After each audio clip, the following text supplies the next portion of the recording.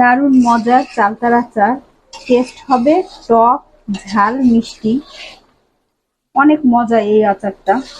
চালতার আচার বানাতে অনেক কষ্ট করা লাগে, প্রতিটা আচারেই কষ্ট করা লাগে, তবে চালতার আচারটা অন্য রকমের খাটনির কাজ, এটা কাটাও পরিশ্রমের কাজ।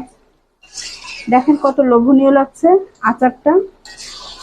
এটার স্বাদটা হবে টক, মিষ্টি, ঝাল। এমনিতেও খেতে ভালো লাগবে, আপনারা সব কিছুর সাথেই খেতে পারবেন। কেমন লাগছে আমাকে কিন্তু কমেন্টস করে জানাবেন। অনেক মজা লাগছে দেখতে, আমার কাছে তো খুবই প্রিয় এই আচারটা।